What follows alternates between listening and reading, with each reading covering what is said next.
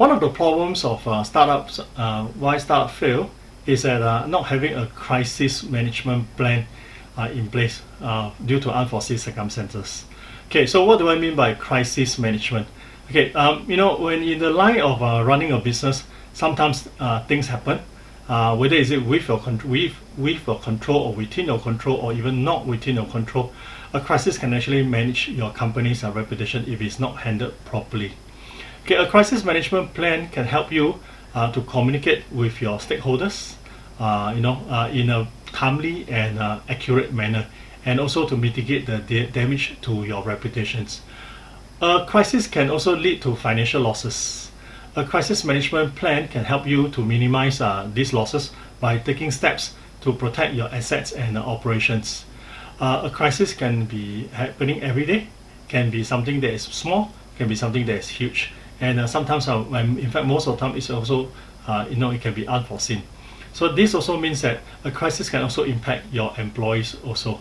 If this crisis management plan is set up properly, you can actually help you to keep your employees safe and inform them during a crisis. So let's say, for example, okay, like recently there have been some crisis to some social commerce website. The local governments make announcement that there may be a ban in terms of selling from peer-to-peer or selling in the e-commerce with a certain settings. This can be a crisis management, okay, that the team will need to step in. So here's the thing. It may be difficult for you to anticipate, but having a proper plan, set it up, at least you have a so-called SOP, standard order procedures, to set it up, and then you can actually still refer to it, and you can still make some changes to it. Because in some cases, you may be required to have a crisis management plan in place in order to comply with the regulators. Okay, for example, okay, certain act that may come in place, and then for any companies who owns more than 51% or own more than 50%, just the 1% itself can actually make a huge difference.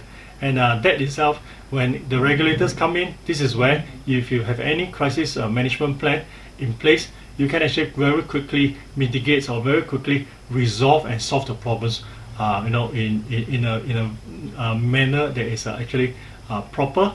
And then at the same time, most importantly, is that you can have everyone in line and to know what to do and what to expect. This will actually help you to solve the crisis more quickly and effectively also. Thank you.